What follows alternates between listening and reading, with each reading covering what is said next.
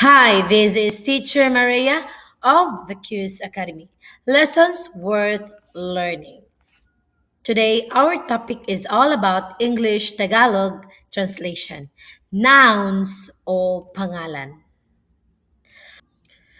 So, simulan na natin. Nouns o pangalan. Ang pangalan ay mga salitang ginagamit sa pagtukoy ng tao, lugar, hayop, bagay at kaisipan. Or nouns are words to name people, places, animals, things, and ideas. We have 50 common nouns, English Tagalog version. Teacher o guro. Teacher, guro. Student, mag-aaral.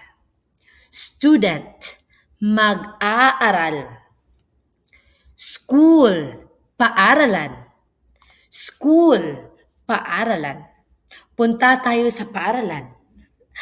Next, classroom, silid-aralan. Classroom, silid-aralan. Book, aklat. Book, aklat. At ang notebook naman ay kwaderno. Kwaderno, notebook. Notebook, kwaderno. Pencil, lapis. Pencil, lapis. Bag, bag. Bag, bag. The same spelling, the same word. Chair, silya. Chair, silya, or upuan. Pwede ring upuan.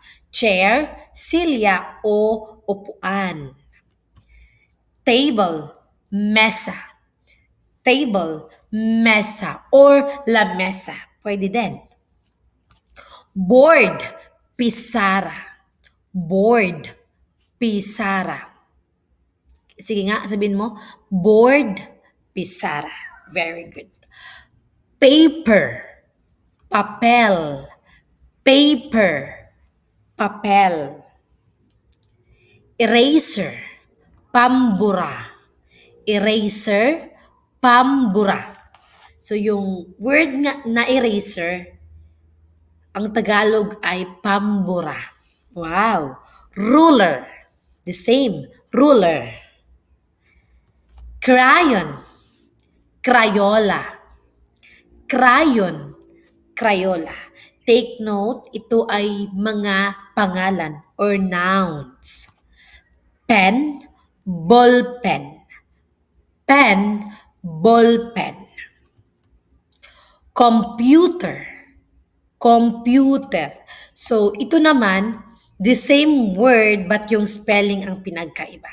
C naging K. So, computer, computer. Phone, telepono. Phone, telepono. Wow. House, bahay. House, bahay. Room, silid. Room, silid. Door, pinto. Yung door sa English nagiging pinto sa Tagalog. Wow. Door, pinto. Window, bintana. Window, bintana. Window, bintana. Floor, sahig. Yung floor sa English, sahig naman siya sa Tagalog. Sahig, floor. Wow. Roof, bubong. Yung roof ng bahay, tinatawag na bubong sa Tagalog. Yung road ay kalsada naman sa Tagalog. Road, kalsada. Market, palengke. Market, palengke. Store, tindahan. Store, tindahan. Wow. Hospital, hospital. Hospital, hospital. So yung Hospital, tinanggalan lang ng H at yun na yung Tagalog, hospital. Church, simbahan. Church, simbahan. Park, parke. Park in English, Tagalog parke. Nilagyan lang ng e. Parke. Yung e. So, city, lungsod. City, lungsod. At ang town ay bayan. Town, bayan. Country, bansa. Country, bansa. Ang bansang Pilipinas. River, ilog. River, ilog. So ang word na river sa English nagiging ilog sa Tagalog. Mountain, bundok. Mountain in English, Tagalog nagiging bundok. Tree, puno. So yung mango tree nagiging puno ng mangga, puno. Flower, bulaklak.